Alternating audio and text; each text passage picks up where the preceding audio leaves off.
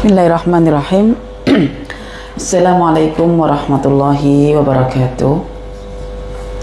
Innal hamdalillah nahmaduhu wa nasta'inuhu wa nastaghfiruh wa na'udzu billahi min shururi anfusina wa min sayyiati a'malina may yahdihillahu fala mudilla lahu wa may yudlil fala hadiya lahu.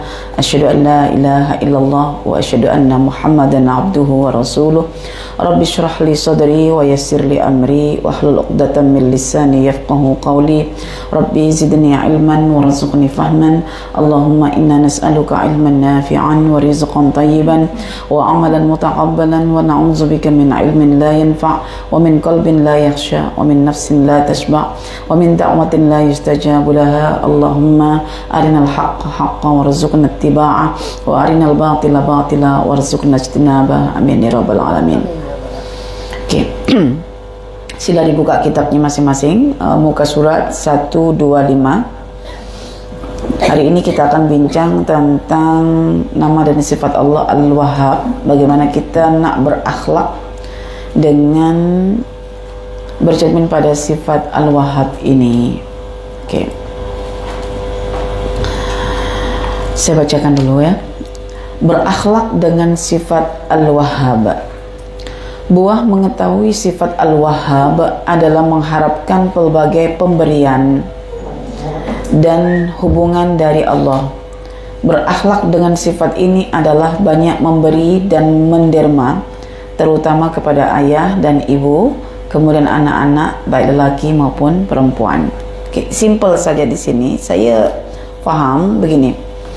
Penulis buku itu, bila dalam masyarakatnya itu sudah biasa dekat berinteraksi dengan nama-nama Allah, kadang ada certain nama yang tak perlu dijelaskan karena sudah famous, sudah biasa mereka dengan nama itu. Jadi terus kepada buah mengenalnya. Cuma sebelum Ustazah jelaskan tentang makna Al-Wahhab, kesan atau buah mengenal nama Al-Wahhab, dan bagaimana kita mengaplikasikan nama Al-Wahhab dalam kehidupan kita, saya sempatlah merenungkan tentang sebetulnya siapa Allah itu. Jadi ketika Allah itu menjelaskan dirinya itu walillahil asmaul husna, dia memiliki nama-nama yang indah. Saya mencoba untuk mengingat nama-nama yang indah itu, mengingat dan memaksakan, meyakinkan hati ini seyakin-yakinnya bahwa pada semua nama itu baik, walaupun segala bentuk kejadian atau fenomena atau takdir kononnya tak berpihak pada kita, itu semua berasal daripada nama-namanya. Dan ketika Allah memiliki nama-nama yang indah, Allah begitu mencintai nama-namanya, trust dengan nama-namanya, dan akhirnya Allah mencintai siapa saja yang menerapkan nama-namanya, yang berakhlak dengan nama-namanya.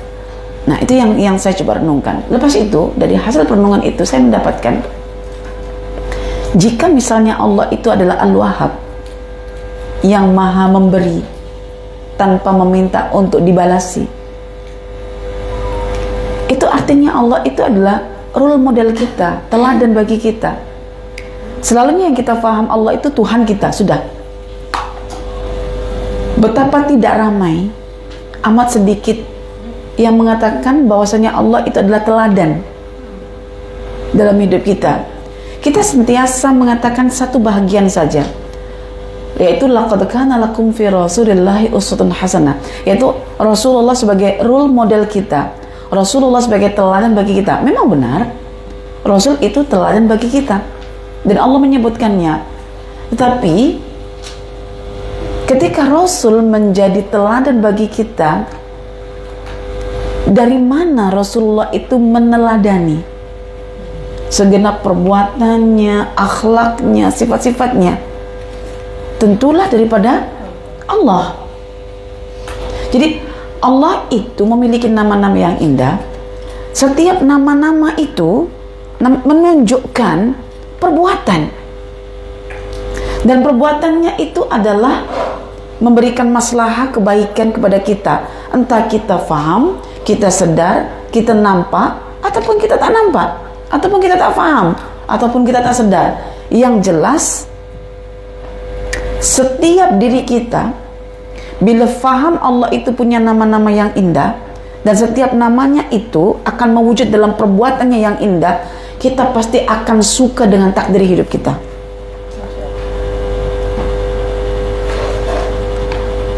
Kadang-kadang untuk merasakan takdir itu indah perlu menguras dulu air mata. Tapi end-nya, seiring dengan proses waktu yang kita lalui, kita baru nampak hikmahnya. Jadi ternyata kebaikan Allah itu tidak dapat kita rasakan seketika, tapi perlu masa untuk merenung, perlu masa untuk melalui, perlu masa untuk menjalani kehidupan itu. Makanya ungkapan yang saya katakan adalah, hidup itu bukan tentang seberapa cepat kita mencapai tujuan, tetapi seberapa sabar kita melalui lika-liku kehidupan untuk mencapai tujuan. Karena di situ kita diajar kebijaksanaan oleh Allah, kita diajarkan kematangan oleh Allah, kita diajarkan tentang nilai-nilai oleh Allah. Tanpa itu semua kita tidak akan merasakan bahwasanya Allah itu punya nama-nama yang indah. Jadi ketika kita yakin dan sadar setiap kehidupan kita adalah rancangan yang terbaik yang Allah bagi ke kita, mungkin kita akan tersenyum. Kalau hari ini kita menangis, jangan lupa semalam kita sempat tersenyum. Kalau hari ini kita tersenyum, barangkali esok kita juga akan menangis. Jadi itulah cara Tuhan menunjukkan nama-namanya kepada kita. Maka ketika Allah Subhanahu wa ta'ala, misalnya pada hari ini ya, kita belajar tentang namanya Al-Wahhab, yang suka memberi. Maknanya ketika kita juga suka menderma, suka memberi, itu artinya kita mencontoh siapa? Mencontoh Allah. Tapi time kita mencontoh Allah Al-Wahhab ini, kita perlu acuan yang real, yaitu Nabi kita Muhammad SAW. Jadi kita perlu ada orang tengah yang menjelaskan bagaimana kita mencontoh sifat-sifat Allah. Jadi kalau misalnya di dalam Al-Quran Allah menjelaskan 99 nama-namanya yang indah, itu bermakna Rasulullah telah menjelaskan melalui perilakunya 99 nama Allah. Nah, makanya kita tak boleh anti sunnah. Kita mesti melibatkan sunnah sebagai penjelas nama-nama Allah. Maka kita sebetulnya belajar sunnah itu bukan belajar yang sifatnya independen, tapi dependent on Al-Quran. Jadi tidak ada istilah satu ahlul Quran saja, dua ahlus sunnah saja. Tak boleh. Justru kematangan kita memahami Al-Quran adalah ketika kita melibatkan sunnah Nabi sebagai penjelasnya. Tapi sekarang ini sudah dikodifikasi, dikodkan sendiri-sendiri. Oke, kamu kena jadi al-hadis saja. Oh, yang kamu kena jadi Al-Quran saja. Kamu kena jadi ahlus sirah saja. Padahal semuanya itu saling merangkai untuk membentuk kefahaman tentang teks agama. Teks agama itu ya Quran dan Sunnah, dikombine dua-duanya dengan melalui pendekatan-pendekatan, sama ada saintifik, ya alam semesta dan lain sebagainya. Oke. Jadi Allah adalah teladan bagi kita. Makanya puan-puan kalau belajar Asmaul Husna dalam Quran, misalnya Allah perintahkan fa'fu wasfahu waghfiru innallaha kana ghafurur rahima. Ya, maafkan kesalahan orang, berlapanglah dada, tutupilah aib orang, mintakan ampunan untuk orang yang bersalah. Lalu Allah jelaskan, karena sesungguhnya Allah dari dulu, sekarang, sampai nanti itu sifatnya adalah Ghafur, sentiasa memberikan maghfirah, Rahimah, sentiasa memberikan rahmat. Maksudnya Allah bagi tahu, kalau kamu memaafkan, aku nih, kata Allah, dan beri contoh ke kamu, aku memaafkan kamu. Nah, maka ketika kamu memaafkan, hakikatnya kamu mencontoh aku. Tetapi untuk mencontoh Allah, yang Allah itu gaib, kita perlu media yang namanya orang tengah, itu Nabi Muhammad SAW. Jadi acuan akhlak kita, acuan karakter kita, acuan perilaku kita, ya nama-nama Allah. Melalui siapa? Rasulullah Sallallahu Alaihi Wasallam. Bila Rasulullah itu sangat dermawan, kita tahu, oh di bulan Ramadan. Nah, kita nak menjelang Ramadan nih, ya. Bila Rasulullah itu pemaaf, bila Rasulullah itu suka bagi hadiah, bila kalau Rasulullah itu begini begitu, kita tahu waktu-waktunya, tempat-tempatnya. Bila kita boleh melihat kecerdasan Rasulullah ketika bersosial, kita boleh lihat waktu-waktunya. Jadi di sini akhirnya kita faham bahwasannya belajar nama-nama Allah, kita juga perlu belajar tentang sunnah Nabi Sallallahu Alaihi Wasallam, yaitu tindak tanduk Nabi dalam menjelaskan Al-Quran. Dan dalam Quran itu ada nama-nama Allah. Disitulah Nabi mempresentasikan dirinya sebagai role model untuk umat Islam. Oke, boleh paham di sini ya? Baik. Berakhlak dengan sifat Al-Wahhab. So, saya nak mulakan dulu tentang makna Wahhab. Kita biasalah kenal nama-nama orang-orang Islam. Ada Abdul Wahab, ada Abdul Wahib, ada Abdul Wahub.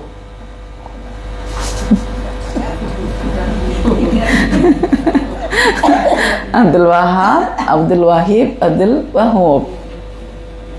Abd itu hamba, hamba kepada Al-Wahhab. Wahaba itu memberi. Kalau sudah wahaba itu memberi yang berterusan, terus memberi. Kalau sudah dikatakan bahwasanya Allah itu adalah Al-Wahhab, bukan Al-Wahib. Kalau Al-Wahib bagi sekali saja. Kalau Al-Wahhab berkali-kali dengan objek yang begitu banyak dan tidak pernah berhenti, karena sifat manusia tidak pernah cukup, karena manusia itu fakir. Dia akan kurang rahmat, maka dia sentiasa meminta rahmat. Dia akan kurang anak, maka dia akan meminta anak. Dia akan kurang ini, kurang itu, maka dia akan meminta, dan meminta. Maka Allah memberi dan memberi kepada yang meminta.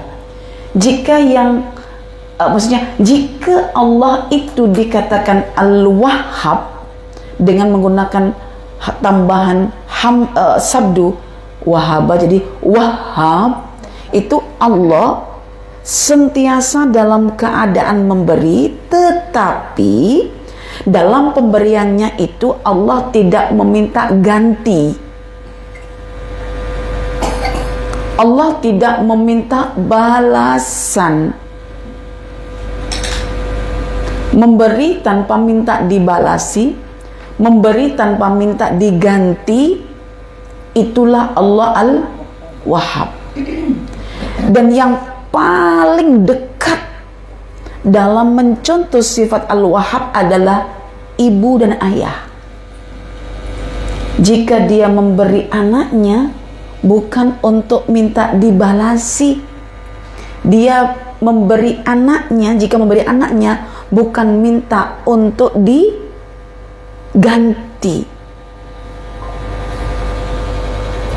Ya, itu yang paling dekat. Makanya kalau dalam hidup berumah tangga, seorang ayah, seorang ibu jika berdoa kepada Allah, doanya kena menggunakan kata hibah. Rabbana hab lana min azwajina wa dzurriyyatina qurrata a'yun. Rabbi habli minas salihin. Rabbi habli min ladunka dzurriyyatan thayyibah. Sampai ulama itu, contohlah Al-Harrali, merasa heran kenapa bab zurriyat ini doanya selalu menggunakan kata hibah. Tapi ramai orang kita memahami anak itu hadiah. Hadiah dengan hibah tidak sama. Kalau kita memberikan hadiah, ada tuntutan untuk membalasi. Makanya Nabi kan tahadu tahabu, saling berbagi hadiah. Kalau saya bagi seseorang sesuatu, maka dianjurkan dalam sunnah Nabi untuk dia membalasi pemberian hadiah itu. Tapi kalau hibah, Tak ada. Makanya kalau seorang wanita menghibahkan dirinya untuk menjadi istri, tak perlu mahar. Kan ada seorang wanita yang menghibahkan dirinya kepada Nabi untuk dijadikan istri kan? Itu mananya tanpa mahar, karena memberikan dirinya untuk Nabi. Jadi hibah itu banyak digunakan dalam konteks zuriat. Tatkala ibu dan ayah itu berdoa kepada Allah. Makanya saya katakan doa Nabi Ibrahim, Rabbi habli minas salihin. Doa Nabi Zakaria, Rabbi habli min ladunka dzurriyyatan thayyibah. Doa ibadur Rahman, Rabbana hab lana min azwajina wa dzurriyyatina qurrata a'yun. Hibah. Kemudian kita berdoa lagi misalnya, Rabbana la tuzigh qulubana ba'da idh hadaitana wa hab lana min ladunka rahmah. Minta diberikan hibah oleh Allah berupa rahmat. Tadi zurriyah thayyibah, zurriyah salihah, zurriyatu qurrata ayun. Nanti ada lagi hibah, yaitu Nabi Sulaiman meminta kepada Allah dihibahkan kepadanya mulkan, kerajaan. Maknanya pemberian Allah itu bukan sebatas perkara zahir, kedudukan ke, anak-anak ke, kekuasaan ke, tapi juga rahmat. Tapi juga rahmat batin. Maknanya hibah ataupun Allah Al-Wahhab itu ketika memberi tanpa henti, memberi tanpa meminta balasan, memberi tanpa diminta, apatah lagi kalau diminta lagi diberi. Oke? Memberi melebihi daripada apa yang diminta, itu Al-Wahhab. Maka konsekuensi atas pemaknaan ini adalah kita lebih mencintai Allah, lebih dekat dan lebih tertarik dengan nama Al-Wahhab ini.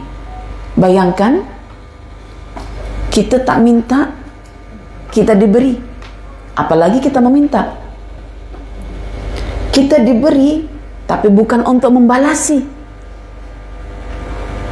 Ya, kita diberi kadang di atas keperluan kita. Kita diberi bukan sekali-sekala, berterusan. Itu adalah makna Al-Wahhab. Maka ada ulama itu ditanya, dari sekian nama-nama Allah, nama yang paling dekat denganmu itu nama apa? Nama Al-Wahhab. Pernah kita minta oksigen kepada Allah? Saya tanya, bangun tidur minta oksigen tak? Kebodohan kita mencantas pokok yang boleh mengandungi 10 oksigen satu keluarga. Mana ada kita nak menanam pokok dalam tepi rumah kita untuk sekadar anggota keluarga kita? Karena kita tidak faham tentang oksigen. Pokok yang besar itu kalau ada dalam taman rumah kita, itu mencukupi satu ahli keluarga. Allah menyimpankan oksigen di situ. Tetapi oksigen tidak akan dikeluarkan oleh pokok jika Allah tak memerintahkan pokok. Nah, bangun tidur, kita masih boleh bernafas. Paru kita masih boleh menghidup udara yang di dalamnya ada oksigen yang kita perlukan. Yang pokok-pokok pagi hari sampai ke petang dia mengeluarkan oksigen, malam dia baru menyerap karbon untuk prosesnya. Kan Allah itu tindakannya sangat tepat, bijaksana, baik dan sempurna. Jadi kita pagi doanya bangun tidur, kalau masih ingat, sebab kadang-kadang bangun tidur ingatan kita sudah bukan tentang doa lagi, tentang pekerjaan rumah kita. Apalagi subuh sekarang berundur waktunya, bukan lagi sebelum pukul 6, sudah melebihi kan. Nah, tak sempat kita kadang baca doa bangun tidur, kadang-kadang juga tak sempat kita nak mengingat kebaikan-kebaikan Allah yang kita akan dapatkan di pagi hari itu. Ya, kadang zikir sebagai ritual belaka. Jadi kita refleksi diri kita, pagi tadi ada tak kita meminta diberikan oksigen? Tidak kan? Tapi Allah ketika melihat kita tak meminta, Allah tak bagi ke? Allah bagi kan? Mengapa? Karena Allah Al-Wahhab.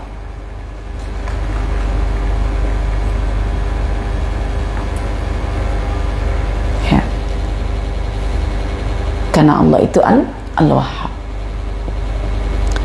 Dan malangnya hari ini, saya nak bagi tahu kemalangan yang berlaku hari ini. Ramai orang yang beragama belajar tentang teks agama, yaitu belajar Al-Quran dan As-Sunnah, dan digelar sebagai alim ulama, tetapi mereka melupakan alam,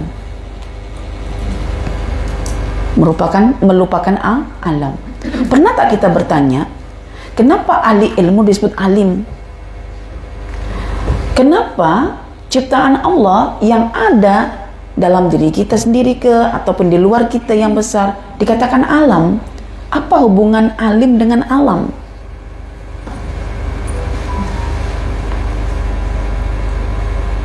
Ada satu ungkapan, idza fasadal alimu fasada li fasadihil alamu. Oke, coba siapa yang tahu bahasa Arab? Idza, apabila, fasada, telah rusak, siapa al-alimu, ahli ilmu, fasada, niscaya akan rusaklah, li fasadihi, karena kerusakan alim tadi itu, al-alamu, alam semesta. Maksudnya, jika alim itu telah rusak, alam pun akan ikut rusak. Bayangkan kita memilihkan pemimpin dari kalangan alim, tapi alimnya rusak, maka yang berlaku adalah perusakan alam. Dan kita nampak hari ini. Kenapa negeri-negeri, negara-negara majoriti Muslim yang di situ ada alimnya yang pandai dengan teks Quran, teks Sunnah, tapi alamnya itu rusak? Itu menunjukkan apa? Alimnya telah rusak. Kenapa alimnya rusak? Karena dia menyebelahi sumber ilmu, hanya belajar tentang teks, tidak belajar tentang alam. Tadi saya masuk rumahnya Datin, di depan sempat borak kejak dengan Bunda Rahma. Saya tengok ada orang di depan itu tengah susun bata. Bunda Rahma berdoa, ya Allah, jadikan pokok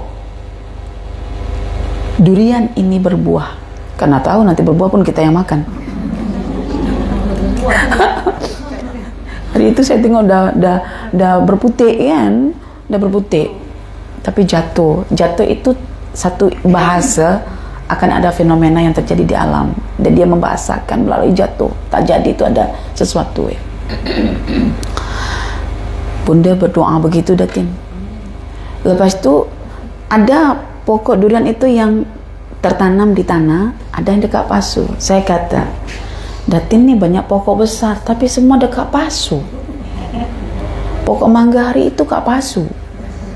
Lepas itu durian yang dua dekat pasu, yang satu je dekat tanah.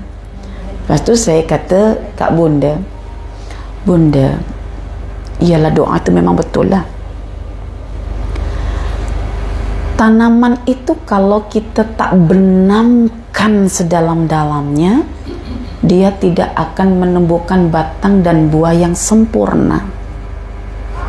Karena ketika tanaman itu dibenamkan ke dalam, akarnya itu dia akan menunjang ke bawah, batangnya akan menjulang ke angkasa. Itu namanya asluha sabit wa far'uha fis sama. Tapi kalau diletakkan dekat pasu, dia condong, sudah condong, dia tidak akan mengalami perkembangan yang sempurna, dan ketika kita mengharapkan buahnya itu juga susah. Makanya buahnya itu baru berputik dia jatuh karena sistem akarnya tidak support kepada batang dan dahan. Ketika dia menunjang ke bawah, dia mencari mata air dekat bawah, karena Allah mengatakan benda yang berat akan disimpan dekat bawah bumi, dan itulah air. Maka ketika menunjang ke bawah, dia itu mencari air dan mengukuhkan sistem tanah sehingga tidak berlaku erosi. ataupun erupsi. Itu kalau kita belajar Al-Quran surah Ibrahim ayat 24-25 dengan alam. Jadi alim dengan Al-Quran dan juga mengalam dengan semesta, baru kita akan faham. Dan itu yang diungkapkan oleh Ibnu Athaillah As-Sakandari.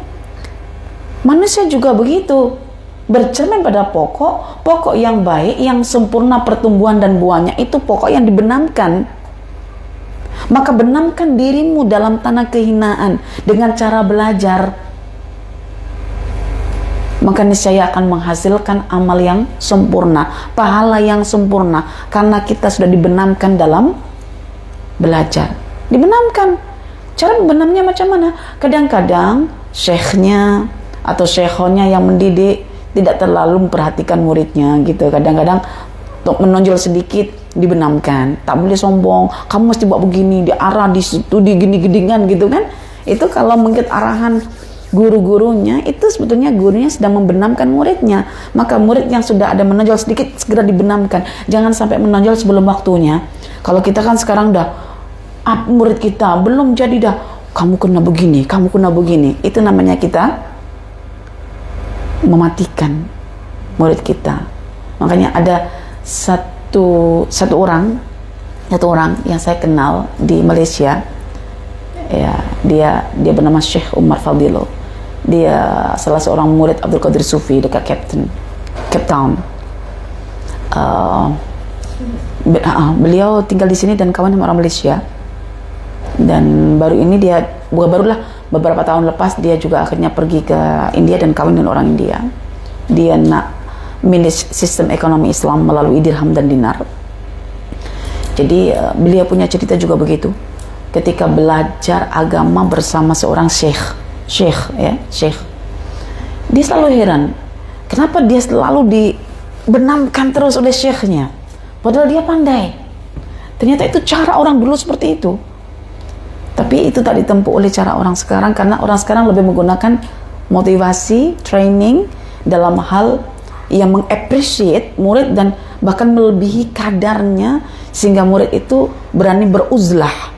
Beruzlah itu adalah keluar daripada circle gurunya karena merasa sudah pandai. Nah, itu yang wacana hari ini kita nampak, yang sudah keluar dari jalur tradisi keilmuan orang-orang dulu, yang murid itu dibenamkan sebenam-benamnya oleh gurunya, karena gurunya sedang menanam murid seperti mana petani menanam pokok. Jadi ketika tahu falsafah itu, tidak ada murid yang sakit hatiku dengan perangnya syekh, tak ada.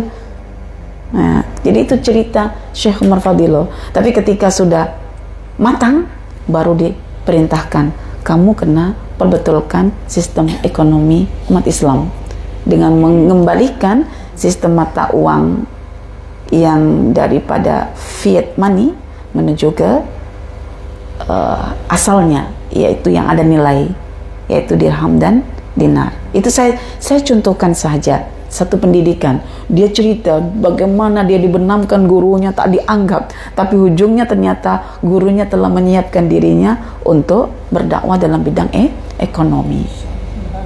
Begitu. Tapi kita kan sakit hati, geram dong ustazah ini lah, baik aku keluar jadi dalam grup gitu misalnya.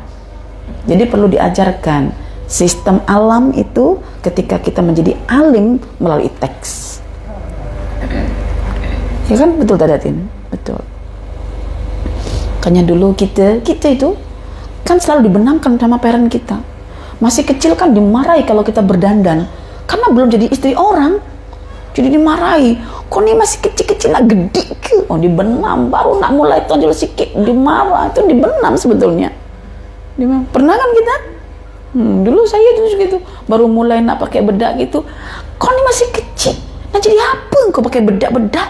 Nah, makanya anak sekarang kan, skincare-nya masih kecil, moisturizer-nya, sampai saya pernah pergi ke Bukit Tinggi, saya kan tak tahu moisturizer itu apa, saya tak tahu, hanya saya tarik budak lepasan SPM.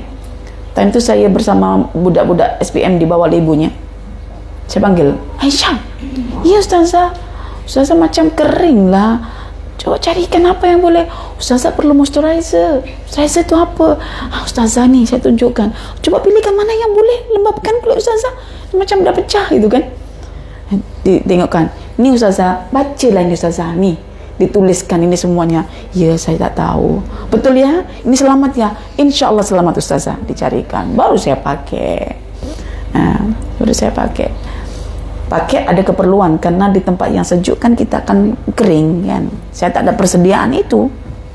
Baru faham tentang moisturizer. Lepas itu saya pergi ke Lombok, second trip atau first trip begitu. Saya pun tak tahu kalau misalnya panasnya matahari itu kan boleh membakar.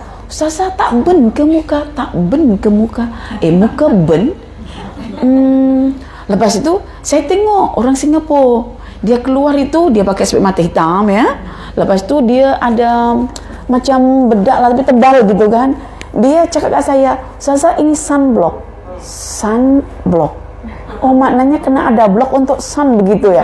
Saya tak faham. Jadi bila saya balik ke Malaysia, memang separuh depan ni hitam, dalam ni putih. Jadi macam Marajal Bahraini Yaltaqiyan gitu. Dua jenis lautan yang tidak sama itu menyatu gitu. Satu hitam, satu putih. Ini dalam sini putih, ini hitam gitu. Oh, kena ada begitu rupanya. Ya, kan tidak tahu sebelumnya. Baru ada istilah sunscreen gitu kan, tapi yang utama katanya sunblock gitu. Tapi ya itu semuanya berkaitan tentang keperluan. Jadi kita tak perlu kita buat, kita dibenamkan parent kita ketika masih kecil gitu kan, selalu dibenamkan. Petang main tak boleh, petangnya kena mandi karena siap-siap untuk pergi mengaji, dan dibenamkan tak boleh main. Kita kerap dibenamkan sama parent kita, dan itulah pendidikan itu membenamkan. Tapi ketika sudah besar, baru kita tahu pembenaman itu adalah memiliki makna. Itu yang saya nampak. Saya kerap sangat dibenamkan oleh ibu saya, dibenamkan macam tak dihargai, tetapi itu sebetulnya adalah cara dia membenamkan saya. Mana ada dibenamkan tu senang kan? Dibenamkan, lepas itu ditimbun tanah lagi kan, itu panas, memang memberontak jiwa saya, panas ketika itu ya. Dibenamkan terus, lepas SPM saja nak call pun dibenamkan, tak boleh call siapa-siapa, jaga diri, dibenamkan terus sampai ketika sudah berkahwin baru saya dilepaskan. Tak ada ibu saya membenamkan saya lagi. Jadi masa saya dibenamkan itu sekitar 25 tahun. Lama kan? 25 tahun tu kalau untuk pokok dia memang sudah sebesar pelukan kita. Saya pulang dan saya jumpai satu kawasan punya pakcik saya tanya, "Rindang sangat ini kawasan ini, pokok jati kan? Berapa lama pakcik tanam ini?" 20 tahun yang lalu, sebesar pelukan saya. Maknanya kalau kita dibenamkan 25 tahun oleh ibu kita, Masya Allah, itu luar biasa jasa mereka, tapi tak perlu dibalasi sebetulnya. Maksudnya tak perlu dibalasi itu, ibu bapa kita tak pernah meminta dibalasi, tetapi Allah menyuruh kita tetap untuk membalasinya. Ini saja pokok tu dah matang lah, dia dah boleh berdikari, dia boleh dah boleh ditebang untuk dijadikan cushion rumah, dah layak kan. Pokok layak ditebang kan ketika dia umur 20 tahun kalau pokok jati ya. Begitu layak dan dah memberi manfaat. Okey, saya tanya, pokok yang umur 20 tahun biasanya pokok kecil ke pokok raksasa? Pokok raksasa kan? Pokok yang dibenamkan lama itu bila makan masa dalam 15-20 tahun itu, biasanya dia menghasilkan manfaat yang luar biasa. Dan dia dari awal, dari akar sampai penghujungnya itu bermanfaat semuanya. Pokok kurma juga lama kan? Pokok kelapa juga lama kan? Maksudnya dalam 5 tahun baru boleh berbuah kan? Kisaran pokok ya. Kalau kita kadang setahun dah tak tahan belajar, sudah memutus, baru setahun, belum 5 tahun. Okey, kalau nak sempurna lagi kena berpuluh-puluh tahun ya. Maka angka kematangan ilmu kita diukur ketika umur 40 tahun. Maknanya kita dibenamkan selama 40 tahun baru nampak 40 tahun untuk kematangan. Dan Nabi kita diangkat menjadi Nabi ketika dia umur 40 gitu. Jadi itu Al-Wahhab, perempuan. Ya. Memberi tanpa diminta, apalagi diminta. Memberi bukan sekali, tapi berkali-kali dan sentiasa. Memberi tapi tak meminta balasan. Betul tak? Memberi melebihi apa yang diperlukan. Contoh, Allah bagi kita apa? Buah pinggang. Saya jumpa ustaz saya, dia sekarang masih hidup, tetapi hanya berpegang kepada satu buah pinggang, dan satu buah pinggangnya itu yang aktif cuma 10% dan masih hidup. Maknanya kenapa Allah bagi dua buah pinggang? Nak mengajarkan Allah kalau memberi kita itu di atas keperluan. Padahal satu buah pinggang kita boleh hidup, tapi kenapa dibagi dua? Dibagi ekstra. Betul tak? Jadi kalau kita belajar tentang buah pinggang, dua-duanya ini sehat, kita smart, kita cergas. Dihilangkan satu masih boleh activity. Satu ini pun kalau dihilangkan oleh Allah 90%-nya dihilangkan, oke. Dan bertahannya cuma 10%, itu masih boleh eksis. Maka fabi ayyi ala'i rabbikuma tukadziban. Kadang-kadang kita perlu punya seni melihat pemberian Allah yang tidak nampak menjadi nampak, sehingga kita lebih banyak syukur nikmat berbandingkan kufur. Bila kita ada syukur nikmat, kita akan jaga nikmat itu. Kalau Allah bagi kita lebih, ya kita pertahankan. Kalaupun kita tak mampu mempertahankan, dengan separuh kita boleh bertahan. Itu baiknya Allah. Nampak? Sebetulnya kita ini kalau dibagi satu mata, boleh ya. Bukankah ketika kita umur 40, sebetulnya kita hanya menggunakan mata kita 1/2-nya saja, separuhnya darabun. Tapi kenapa Allah bagi? Seiring dengan kerabunan mata zahir kita, Allah tingkatkan kecelikan mata batin kita. Kan begitu. Bukan mata zahir darabun, dalam semakin rabun. Rugilah. Kadang-kadang saya berpikir, saya mengukur diri saya, makan tetap sama, pola aksi tetap sama, tapi kenapa berat badan itu berbeza? Betul tak? Saya ketika di bawah umur 30, berat badan 40. Saya ketika di atas umur 30, berat badan saya 50. Gitulah. Saya ketika di atas umur 40, berat badan saya 50 lebih. Maksudnya ketika saya umur 30-an gitu, 30-an ke bawah gitu, 30 ke bawah, itu berat badan itu hanya 40 something. Tapi ketika sudah 30 ke atas menuju 40, itu berat badan itu sudah masuk 50. Masuk 50. Makan tetap sama. Diet tak ada guna. Bukan diet lah, kurang makan pun tak ada guna. Diet itu bagus ya. Ketika misalnya saya sudah masuki umur 40 tahun ke atas, sekarang ini 45 ya, semalam. Gitu, tercerita. Itu berat badan saya itu di atas 50. Kan nampak? Dari 40 ketika umur 30 ke bawah, kemudian menuju 50 ketika umur 30 ke atas. Jadi saya 40 tahun tuh masih still dekat-dekat 50 lah. Makanya saya kalau tengok video saya tahun 2020 itu, saya masih tirus tuh macam orang kata, Ustaz jelek lah, jelek katanya. Buruk lah, dulu saya itu kurus hitam lagi. Lepas itu makan tetap sama. Tetapi perasaan saya berbeza. Saya berusaha untuk jadi wanita bahagia lah gitu. Rumah tangga di awal peringkat itu kan banyak huru-hara kan. Banyak menyatukan pemikiran, banyak berpaksi pada ego masing-masing. Ya, ketika sudah 40 tahun ke atas tuh macam sudah sama pemikiran tuh, macam dah happy gitu kan. Makan tetap sama. Bahkan kalau boleh dikatakan lebih kurang lah saya makan. Tapi kenapa berat badan itu melonjak angkanya gitu kan, naik gitu. Itu menunjukkan satu pemikiran dalam diri saya, kalau dengan sedikit makan berat badan masih berlebih, itu nilai syukuran sebetulnya. Kita diajar oleh Allah umur 40 tahun itu bersyukurlah kamu. Syukur itu yang saya baca dalam tafsir itu kan diibaratkan seperti mana hewan. Kalau dengan seikat rumput hewan itu boleh kenyang, kenapa perlu berikat-ikat rumput? Iya kan? Kalau dengan seteguk air itu kita boleh hilangkan dahaga, kenapa kita perlu lautan untuk kita minum kan? Sebanyak lautan.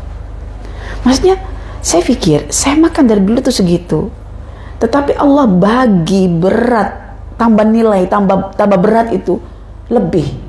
Maknanya lebih itu dalam sukatan ilmu tafsir itu namanya syukru, yaitu syukur. Kak syukur lah, nilai tambah kak syukur lah. Apakah ini fenomena saja je? Bagi saya tidak. Bagi saya ketika saya tetap makan yang sama, sukatan yang sama, bahkan berkurang. Dulu sehari boleh 3 kali, sekarang sehari karena sekali, kadang 2 kali karena sibuk mengajar, menulis begitu. Tapi bahagia hati.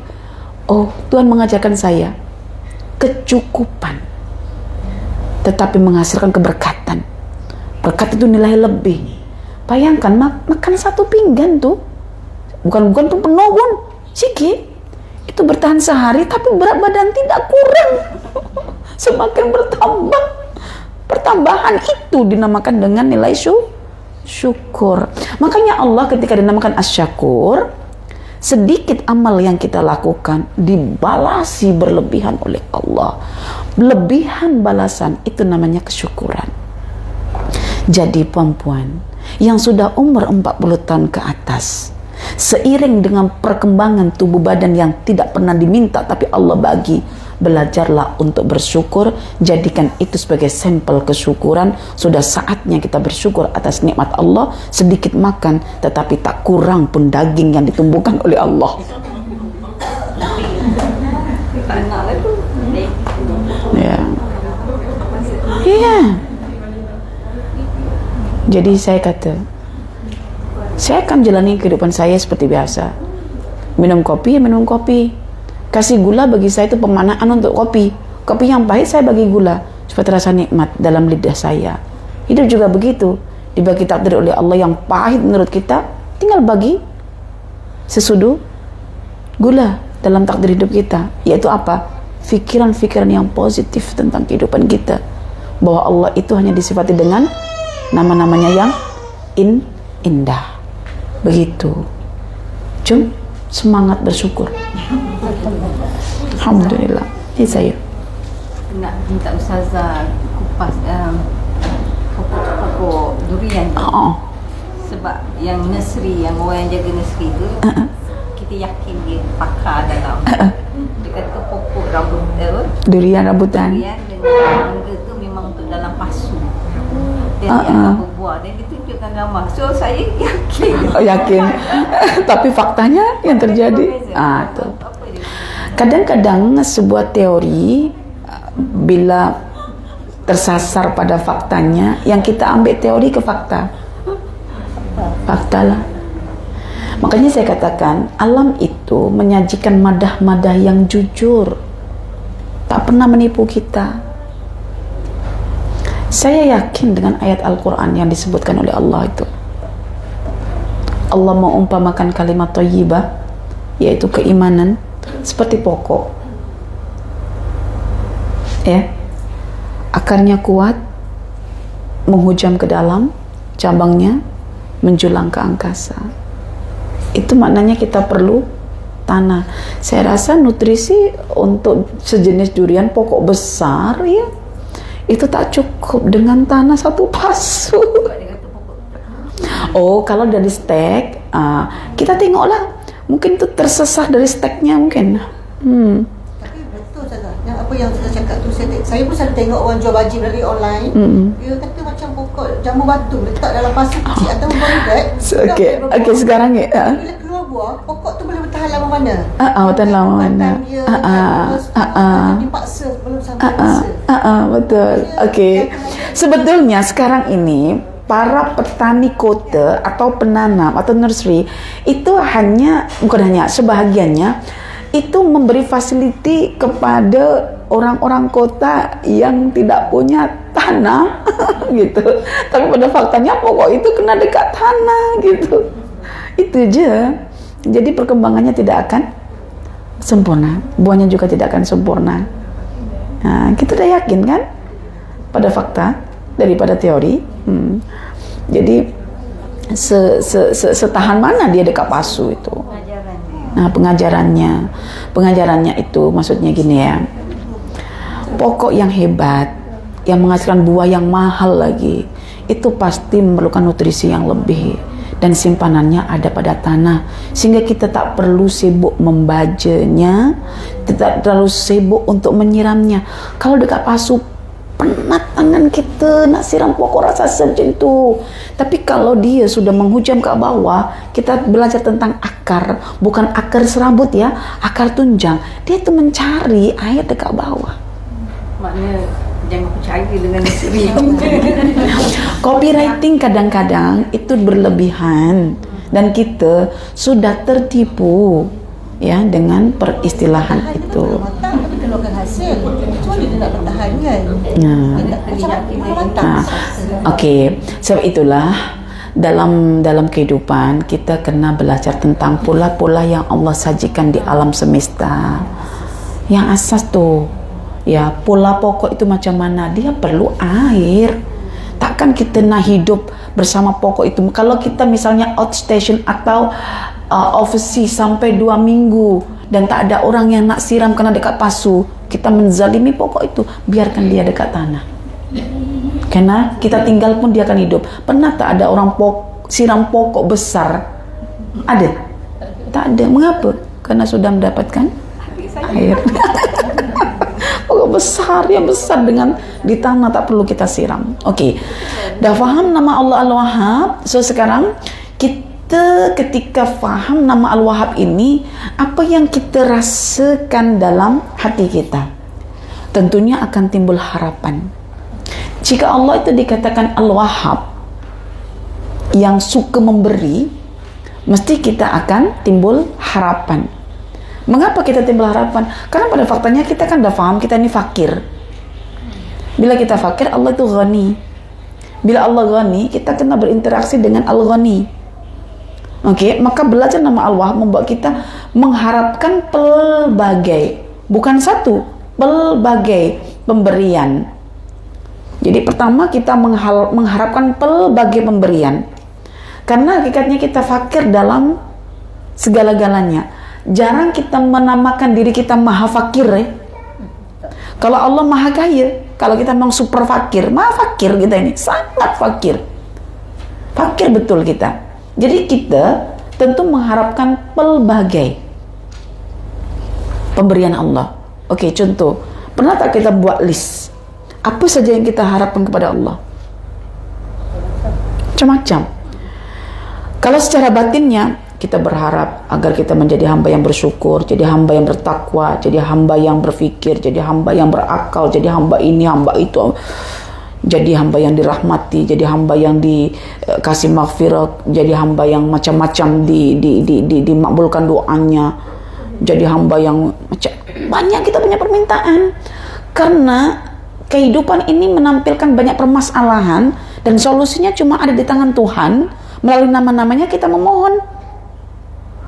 Makanya perasan tak nabi-nabi dulu dalam Quran itu tadi disebutkan mereka berdoa, dalam doa itu di hujungnya ditutup dengan nama-nama Allah kan? Maknanya dia fakir dan Allah itu kaya.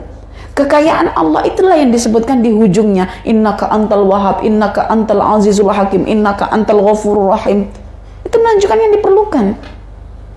Kalau kita doa di hujung tak ada nama Tuhan, betul tak? Mengapa? Karena kita cuma fakir dan tahu Allah itu maha kaya dan kita tidak sadar kekayaan Allah mana yang kita perlukan sehingga di hujungnya jarang kita tutup dengan nama-nama Allah, kan?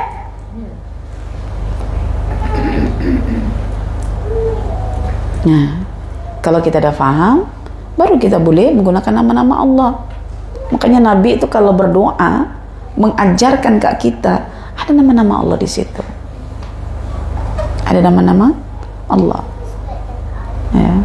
Minta rahmat saja menggunakan nama Ya Hayyu Ya Qayyum. Birahmatika astaghits. Ya kan?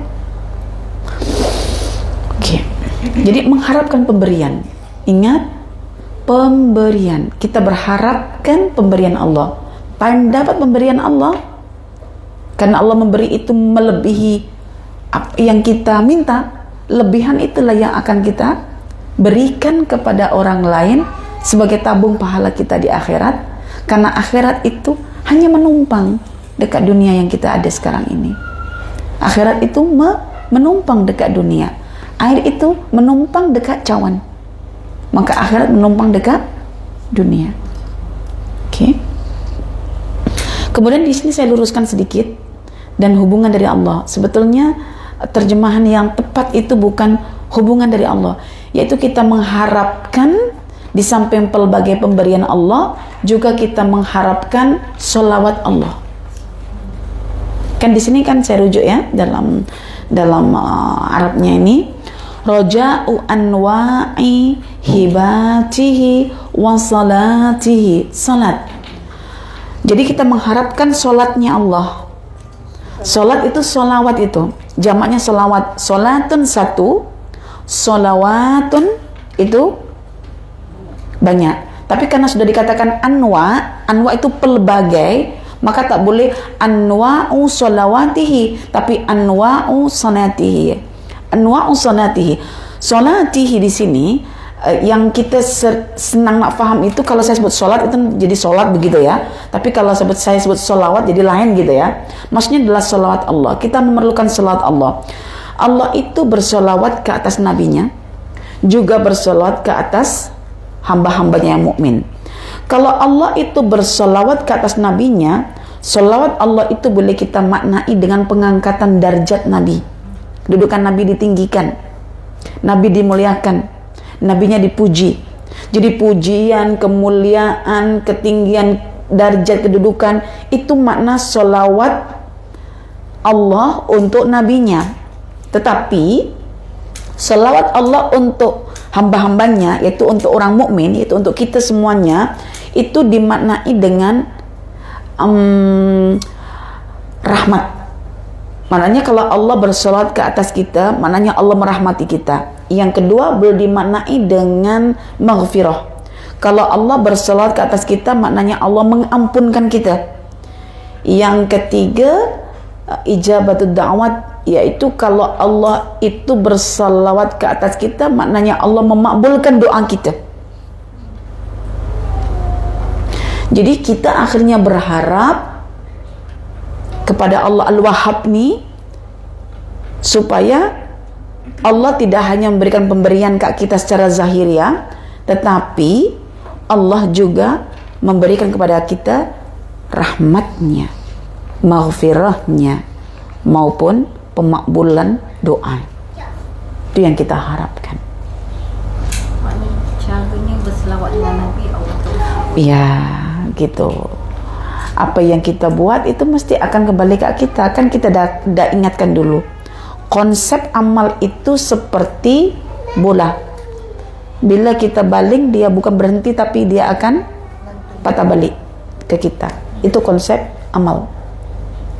Jadi apa yang kita buat, kita yang akan menuai hasilnya. Maka fikirkan apa yang nak kita buat. Kalau yang nak kita buat itu perkara buruk, ya keburukan akan tertuai pada akhirnya. Kalau kita buat baik, ya kebaikan itu yang akan kita tuai. Hatta kita tak melakukan perbuatan yang zahir dilihat orang, hanya sekadar doa di tengah kesunyian malam untuk saudara kita, untuk anak kita, untuk siapa saja selain diri kita, dia akan memantul balik kepada kita. Itu konsep kata-kata doa ataupun amal perbuatan. Dia kembali ke kita. Maka takutlah bila kita buat buruk, dia akan kembali kepada kita. Gitu. Ada ada ungkapan daripada ulama dan dinukil oleh An-Nabulsi. Cara menghancurkan orang jahat itu tak perlu menggunakan tangan dan lisan kita dengan cara berdoa, ya Allah binasakan dia. Cukup kejahatan dirinya yang akan membuat dirinya binasa. Cukup kejahatan dirinya yang akan membuat dia binasa. Kita tak perlu mengotori tangan kita, lisan kita dengan cara kita mendoakan keburukan, dengan cara kita membalasinya dengan kejahatan. Tak payah. Mengapa? Karena Allah itu bersama orang yang dizalimi. Jadi saya masa itu pergi ke dekat Jogja. Saya jumpa seorang penulis novel perempuan berkalung surban. Itu senior suami saya dekat Jawa dulu belajar. Dan ketika dijemput oleh orang Malaysia, ternyata ditipu. Dan banyak skrip-skrip karena dia adalah penulis novel terbaik di Indonesia dan difilmkan selalunya. Dia banyak ditipu. Orangnya terlalu baik, jujur. Baru-baru ini orang Malaysia minta skripnya untuk difilmkan novelnya dan dibagi skrip semuanya, tapi ditipu. Tapi dia tak kisah dengan orang Malaysia, dia jaraknya jauh, dia boleh lupakan. Tapi royalti penulisan dia hampir mencecah 1 bilion itu tak dibagi. Jadi ketika dibagi itu dia cerita kepada saya, kan kita berborak lah ya tentang kehidupannya dalam penulisan, sebab orangnya dah dekat dengan kita dan menganggap sebagai makcik untuk anak saya. Dan saya bawa anak saya masa kecil, dulu dia pernah jumpa dan dah besar kan. Dia cakap begini,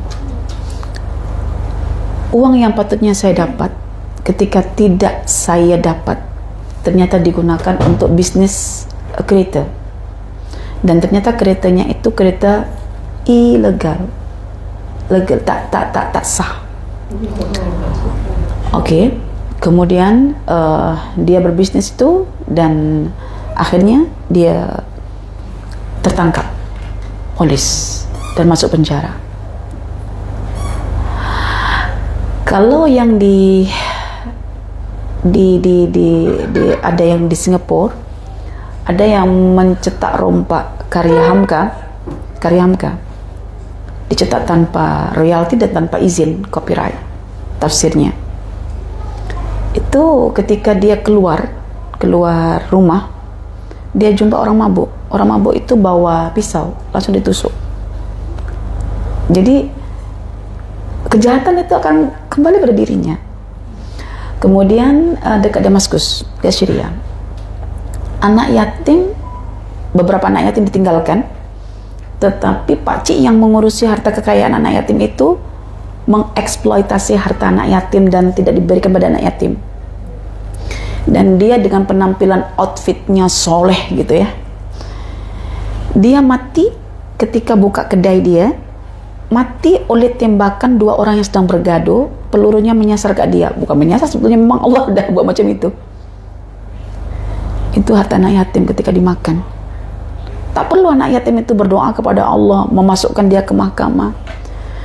Cukuplah kezaliman yang dia rasakan itu menjadi senjata tanpa berdoa, tanpa beraksi untuk menjatuhkan orang yang berbuat jahat. Jadi kita kena dalam bab pemberian ini ya, dalam bab harta benda, kita berinteraksi dengan nama Allah Al-Wahhab, tapi jangan sampai kita mengambil hak orang lain. Kalau boleh, hak kita yang berlebihan Allah bagi itu, kita bagi kepada orang lain, karena nak contoh Allah Al-Wahhab.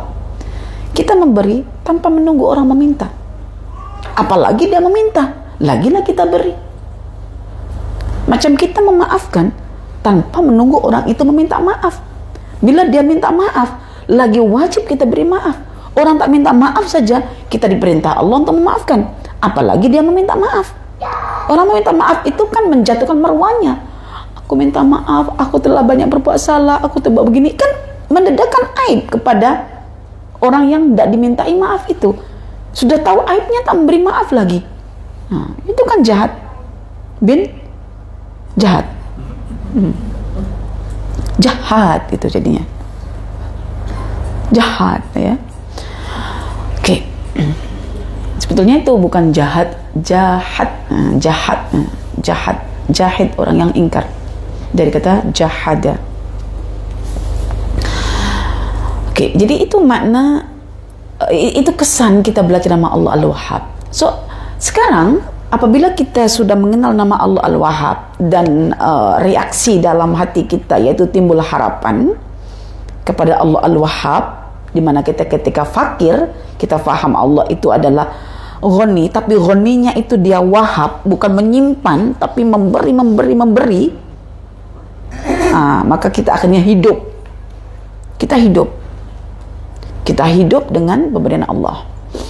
Maka bagaimana ketika kita sudah mendapatkan hebat daripada Allah? Di sini baru kita berakhlak. Mari kita contoh sifat Allah yang memberi ke kita dan kita mendapatkan pemberiannya.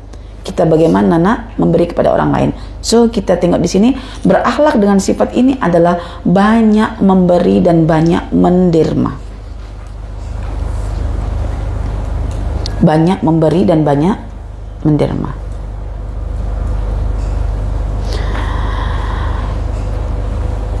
Banyak bukan sedikit, maksudnya banyak itu kerap. Karena nama Al-Wahhab itu kan bukan sekali memberi. Jangan sekali besar pas itu sampai setahun dia tak buat lagi gitu. Kan ramai orang memberi sekali saja. Tak, kalau boleh itu rutin memberi. Rutinkan dalam memberi. Bukan sekali saja. Rutin. Tapi paling tidak juga pernahlah memberi begitu. Paling tidak. Tapi jahat juga paling tidak ya. Jadi cara mendapatkan kepercayaan daripada Allah adalah ketika kita kerap memberi, Allah yakin kat kita, Allah akan bagi kat kita. Sebab kalau untuk keperluan kita sampai tahap mana sebetulnya? Perlu kita size-nya berapa? Bahkan sekarang ini banyak orang berduit, dia tak mau makan. Karena untuk menjaga badan. Sampai size lambung dia yang untuk menampung 3 perkara, udara, nafas, air dan makanan itu jadi potong pula. Jadi cukup untuk 1 sudu. Kalau 1 sudu jadi orang miskin dah cukup dah gitu kan. 1 sudu je. Untuk maintainkan badan dia supaya tidak gemuk. Tapi saya tanya ke suami saya, Abi tengok Umi muka begini ni. Abi suka Umi berisi daripada Umi kurus. Nanti dianggap Abi tak bagi makan Umi. Kalau saya berisi saya lapar saya makan. Tadi malam saya makan juga. Jam 11 malam saya makan. Kan aturannya tak boleh kan. Tapi macam mana perut saya sudah saya belum makan tentang itu. Dan saya menulis kan. Jadi saya nak selesaikan kan tulisan itu. Jadi sambil layan WhatsApp-nya Bunda kan, Ustazah bisa saya ambil, alhamdulillah Bunda dah sehat, alhamdulillah gitu. Jadi saya bertahan 2 jam untuk menulis tu. Settle. Saya tipenya kalau dah ini saya selesaikan. Nah, alhamdulillah tadi malam dah selesai buku yang maksudnya tahun ini saya nak cetak 3 buku gitu kan. Dah buku yang kedua dah selesai. Jadi saya ada tujuan gitu saya makan supaya saya boleh menulis, tapi saya tak buat kopi lah. Takut tak boleh tidur. Memang kalau saya minum kopi tengah malam, saya memang tak boleh tidur sampai pukul 3 pukul 4 tak boleh tidur. Tapi kalau sekadar makan, saya boleh tidur lepas tu. Jadi saya makan boleh bertahan. Semoga nanti di rumah Datin pukul 11 saya makan lagi di sini gitu. Jadi saya tak makan apa-apa di rumah tadi tu. Memang sudah tadi malam pukul 11 itu bertahan sampai pukul 11 lagi. Begitu. Jadi makan ketika lapar sudah. Saya tak takut begitu. Saya makan je. Jadi saya tidak ikut waktu yang ini. Kalau saya lapar saya makan, waktunya pilih-pilih saja saya makan. Kalau kenyang saya berhenti. Semalam pun pergi pasar malam pun Ustadz dengan anaknya lapar kan, makan sate. Dia tanya, Umi kan hari jadi. Umi makanlah. Tak. Kenapa tak makan? Walau sesedap apapun sate yang dihidangkan, saya tak lapar. Jadi saya tak makan. Saya hanya melihat suami saya makan, anak saya makan. Saya tak makan. Sebab tak lapar. Tapi ketika malam suami saya tak makan, anak saya tak makan, saya makan karena saya lapar. Mungkin tuh loh jadi gemuk badannya ini ya. Oke. Tapi gemuk-gemuk yang penting di mata suami saya adalah pasangan yang terindah. Cukup bagi saya. Iyalah, kita nak mengindahkan di depan siapa lagi kalau bukan suami kita. Dan suami kita seiring dengan anjakan usia 40 tahun itu dia tidak melihat pada badan kita, tapi akhlak kita sebetulnya. Akhlak. Dia tidak bosan dengan badan kita, dia nak berinteraksi dengan karakter kita, akhlak kita. Ya. Oke. Kemudian memberi dan menderma. Saya bila balik kampung tuh sebetulnya banyak idea, banyak pertukaran pikiran. Bila kadang tengok tanah mak dengan ayah yang luas ya di depan rumah itu, yang sekarang ditanami jagung itu, saya kadang terfikir dengan Ustaz lah, selagi saya masih ada tempoh masa di sini ya, semua dengan izin Allah. Kita bertemu karena Allah, kita berpisah juga karena Allah. Kita kena siap dalam urusan itu. Semua baik semata-mata. Saya terfikir, ya Allah, ini tanah milik parent. Mungkin ketika kita bawa dalam konteks hadis Nabi, ada orang itu tidak ada ilmu yang perlu disampaikan karena jahil, dan tidak ada amal yang begitu besar yang dia rilis karena ilmunya berkurang kan, tak banyak kan, tapi dia ada harta yang diwakafkan yang boleh menjadi jariah. Saya bila tengok itu saya terfikirnya itu ya, namanya setiap mata memandang itu kan mesti ada lamunan, ada satu hasrat ya. Saya berpikir itu adalah kalau satu ketika saya balik ya, ada tanah di situ, saya sebetulnya ingin saja memiliki satu tempat aktiviti khusus dalam bentuk surau kecil misalnya ya, surau kecil sederhana, tetapi menjadi satu pusat. Saya menulis, saya meluahkan kajian, masyarakat datang ke situ. Kan masyarakat kan tidak terlalu lah banyak sangat kan kampung, tapi saya hidupkan di situ. Itu yang saya ingat, ya Allah. Banyak orang menderma tapi tak tahu kemana dia nak menderma.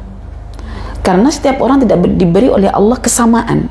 Ada orang itu ahli ilmu tapi miskin dari segi harta, tapi dia kaya dari ilmu. Ada orang itu kaya harta tapi miskin ilmu.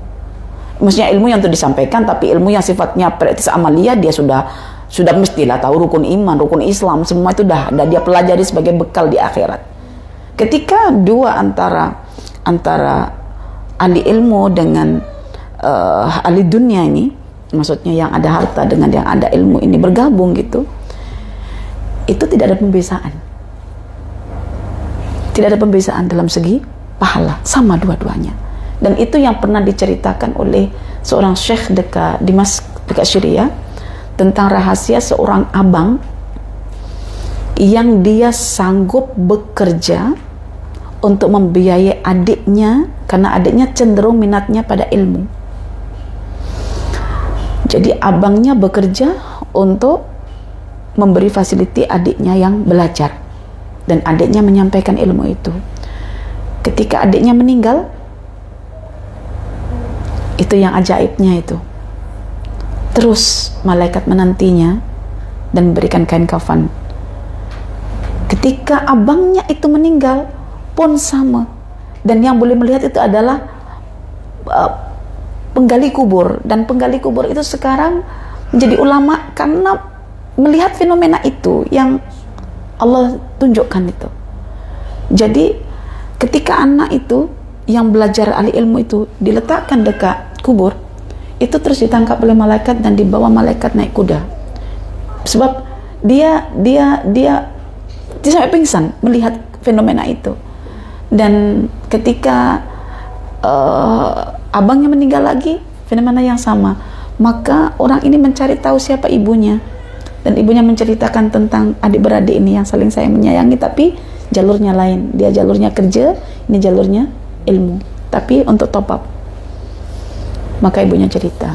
Nah, disitulah akhirnya penggali kubur ini ingin menghabiskan umurnya di masjid besar Syria. Kadang-kadang kita kan, tak semua orang, ustazah aku nak jadi ustazah juga, tak mesti. Apa yang pernah kita bincang hari itu, kekayaan apa yang Allah bagi kat kita, itu yang kita nak bagi kat orang yang fakir. Jadi jangan dipandang ahli ilmu itu dia kaya semuanya, dia fakir dari segi fasiliti. Karena itu diperlukan pemberian derma daripada orang-orang yang Allah titipkan harta kepada mereka. Seperti itu ketika saya melihat, ya Allah, jadi berpanjangan, pemilik tanah sudah ada, penderma bangunan surau ada, pengisinya ada. Jadi saya hanya mampu untuk mengisi. Orang-orang yang tidak ada kemampuan untuk mengisi, dia yang menderma. Dan yang tak punya pengisian dan tak punya harta derma, cuma ada tanah, dia mewakafkannya. Jadi kan hidup itu tak boleh independen, mesti kita saling memberi. Maka jangan sombong.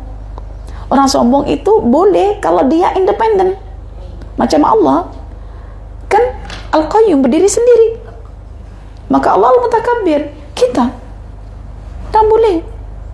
Makanya kita tak boleh sombong, karena kita tak boleh mengurusi urusan kita sendirian. Kita perlu orang lain. Kita ada harta, tak ada orang membuat produk, jangan nak beli.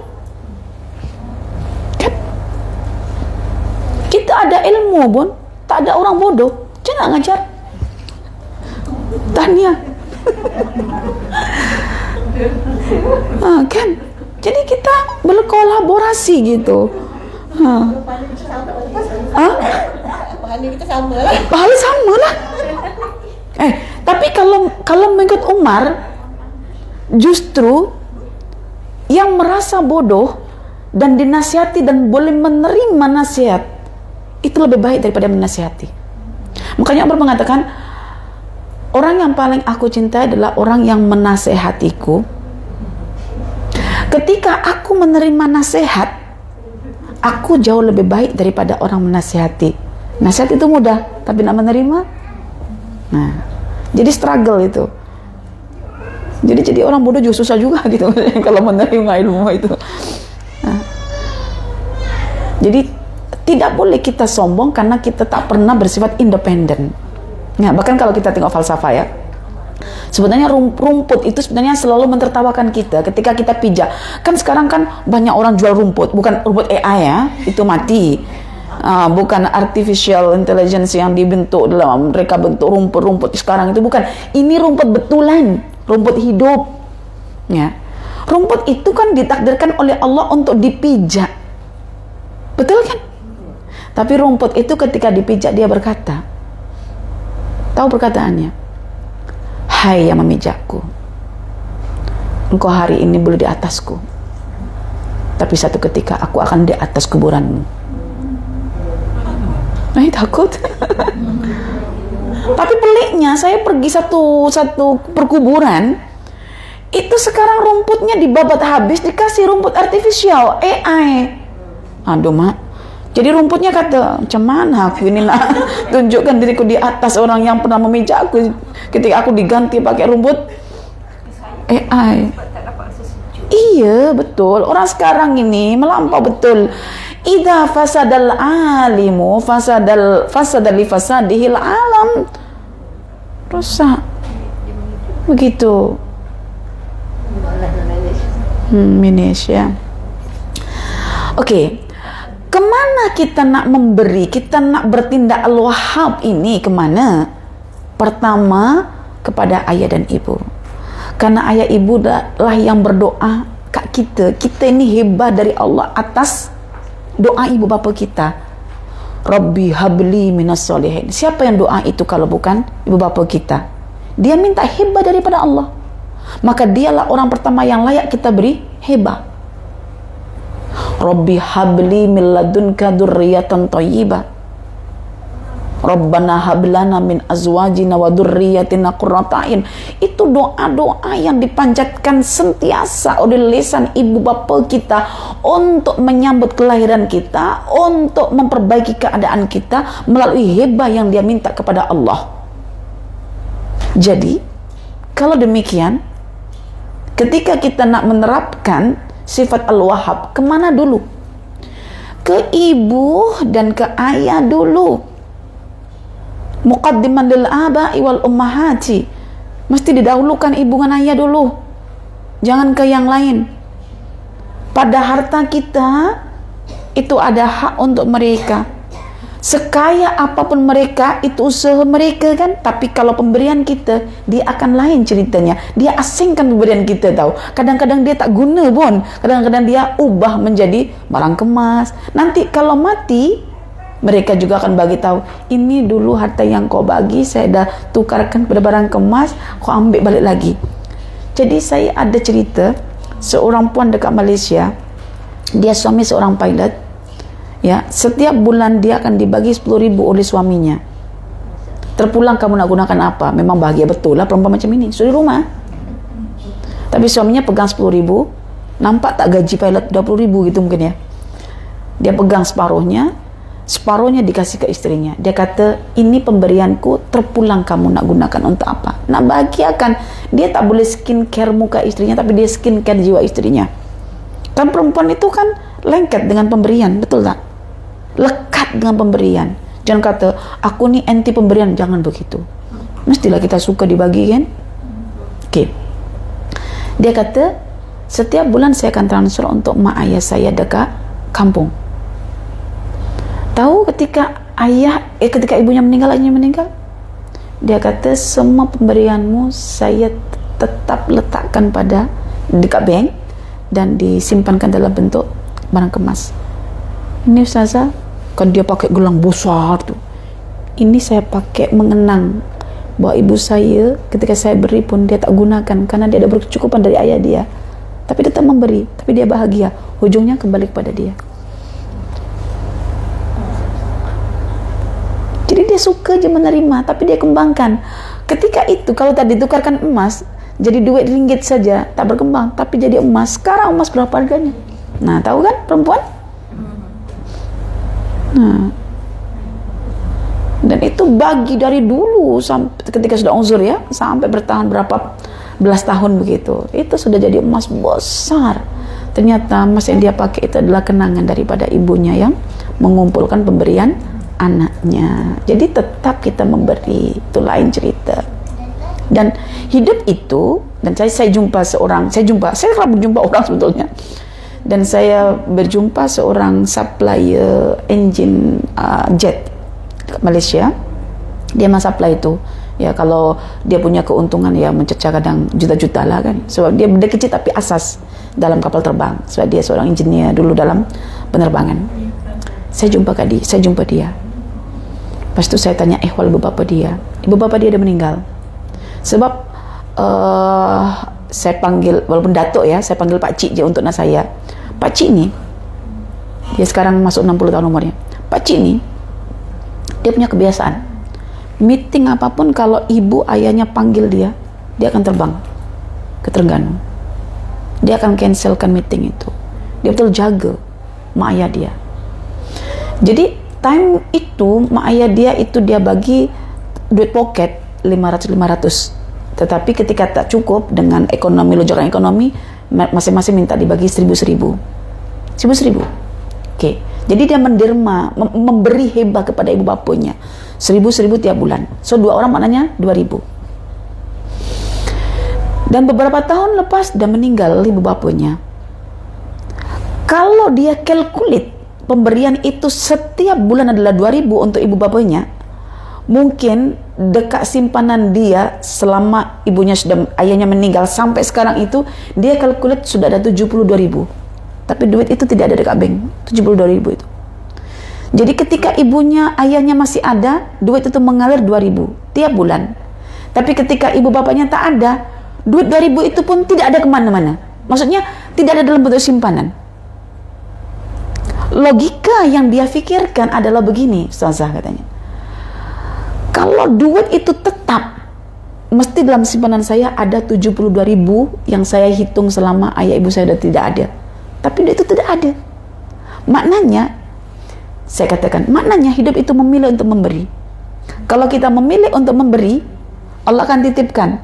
Kalau kita tak memilih untuk memberi, Allah tak akan bagi. Buktinya apa? Buktinya Pak Cik sekarang ketika sudah tidak ada ibu bapa dan tidak memberi, duit itu tidak ada. Jadi hidup itu memilih untuk meneladani Al-Wahhab atau tidak, yaitu memilih untuk memberi atau tidak. Makanya ketika saya misal memilih untuk memberi anak-anak yatim pendidikan, mesti Allah akan bagi. Tapi ketika misalnya nanti anak-anak yatim itu sudah membesar, sudah tak perlukan pemberian saya, Allah tarik. Jadi hidup itu adalah memilih untuk memberi. Kalau memilih untuk memberi, Allah pasti Al-Wahhab akan memberi. Karena Allah tahu hambanya ini memilih untuk memberi. Tapi kalau kita tak memilih untuk memberi, ya Allah tak bagi. Nah sekarang pertanyaannya, berkaitan nama Allah Al-Wahhab, nak memilih untuk memberi ke tak? Tadi saya sempat berborak dengan Bunda. Bunda ini makanya tak mau saya diantar suami saya, sebab dia nak berborak dekat jalan. Dia kata begini, Ustazah, orang kaya jenisnya dua. Jenis pertama suka menderma, jenis kedua tak suka menderma. Ya hartanya segitu saja yang tak menderma, tapi yang menderma ya tetap, maksudnya Allah akan lebihkan, karena hidup itu memilih untuk menderma. Ya, makanya dalam Al-Quran itu menderma bukan terikat oleh kekayaan yang Allah beri. Bahkan dalam keadaan sulit pun dia tetap memberi, maka Allah akan beri dia. Ya, fisarra'i wad-dharra'i, dalam keadaan susah ataupun senang dia akan tetap memberi. Jadi ayah ibu utamakan dulu, karena dialah orang yang berhak merasakan pemberian daripada kita, karena dialah yang berdoa hibah-hibah untuk kita. Baru yang kedua adalah anak-anak, tak kisah anak laki ke anak perempuan. Maknanya begini, kalau saya gambarkan, ini saya belajar Allah Al-Wahhab, dan saya mendapatkan pemberian daripada Allah Al-Wahhab, dan saya nak mencontoh Allah Al-Wahhab. Di samping kanan saya, mak dengan ayah saya dahulukan pemberian. Di samping kiri saya adalah anak-anak saya kemudiankan, tapi saya beri. Maknanya saya diikat oleh dua generasi. Generasi parent saya yang menjadi atuk nenek untuk anak-anak saya, dan generasi anak saya. Jadi saya di tengah-tengah sebagai orang mukmin yang belajar nama Allah Al-Wahhab, maka saya memilih untuk memberi kepada ibu ayah saya misalnya setiap bulannya untuk mereka 1.000 ya, 500 ringgit begitu. Dan untuk anak saya jelas pemberiannya dalam bentuk sekolah dia dan lain sebagainya, keperluan dia. Ketika itulah Al-Wahhab akan memberikan pemberiannya, walaupun kita tidak meminta. Apatah lagi kita meminta, ya Allah hibahkan kepadaku rahmat zahir misalnya, yaitu harta benda, karena aku memilih untuk memberi orang-orang yang daif, orang-orang yang memerlukan. Jadi begitu cerita nama Allah Al-Wahhab. Okey, maka hidup untuk mengenal nama-nama Allah, jangan duduk dekat rumah baca buku teks, belajar bersosial. Kita akan banyak pelajaran di situ insyaallah. Itu saja ya perempuan ya, hari ini kita punya pembelajaran, dan minggu depan insyaallah masih ada kelas lagi, insyaallah kita on kan. So minggu depan kita belajar tentang berakhlak dengan sifat dermawan dan pemurah ya, dengan al-jud wal karam. Minggu depan tak boleh sana. Tak boleh ya? Sebab birthday 29. Oh, ke sana. Okey. Hari boleh tak? Apa? Tukar hari. Boleh insyaallah. Hari Kamis boleh, hari Selasa pun boleh. Hari Selasa pun boleh insyaallah. Okey. Kita tutup dengan tasbih kafarah. Subhanakallahumma wa bihamdika asyhadu an la ilaha illa anta astaghfiruka wa atubu ilaik. Wal 'asri innal insana lafi khusr illa alladziina aamanu wa 'amilus solihati wa tawassaw bil haqqi wa tawassaw bis sabr. Wa sallallahu ala nabiyyina Muhammadin wa ala alihi washabihi wasallam. Walhamdulillahi rabbil alamin. Wassalamualaikum warahmatullahi wabarakatuh. Saya tu pengalaman saya nak pergi on the way, nak pergi umrah dalam penerbangan.